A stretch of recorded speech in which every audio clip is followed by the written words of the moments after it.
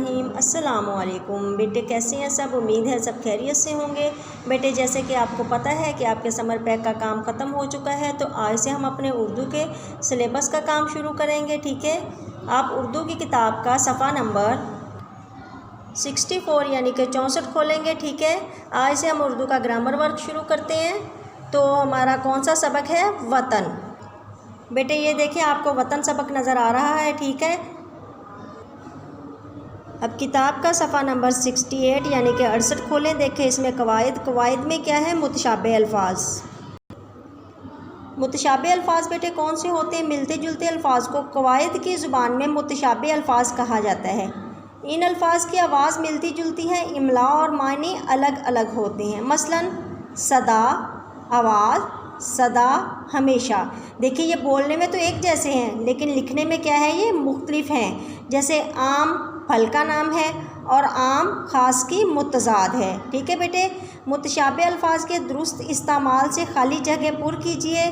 बेटे जो भी मैं आपको सिलेबस का काम करवाऊँगी वो आप लोगों ने साथ साथ अपनी किताब पे हल करते जाना है। ठीक है, अब देखें जैसे कि डैश लोग डैश जैसी नज़र रखते हैं।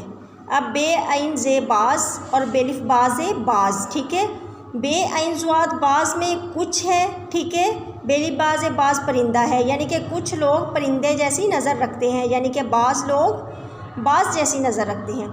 किसान डैश जोत कर अपने माशी मसाइल डैश करता है।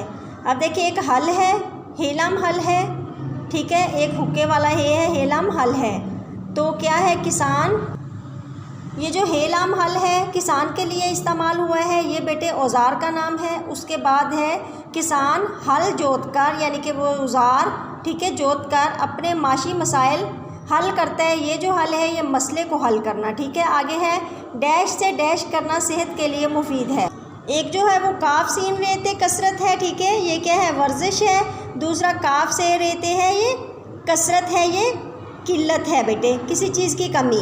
ठीक है, वो कह रहा है कि वर्जिश से किल्लत करना सेहत के लिए मुज़र है, यानी कि कसरत से कसरत करना। आगे बेटे खुशी हो या डैश, मुल्क का डैश बुलंद रहना चाहिए। ठीक है, अब आइन लाम मीम अलम झंडा होता है, अलिफ लाम मीम क्या होता है? अलम गम होता है। तो ये क्या कह रहा है कि खुशी हो या गम, मुल्क का झंडा बुलंद रहना चाहिए। बरसात के डैश डैश चलने लगी। बे आइन दाल बाद जो है बेटे ये बाद में आने वाला है। बेरिफ बाद दाल बाद जो है वो हवा है। ठीक है, वो कह रहा है बरसात के बाद सर्द हवा चलने लगी।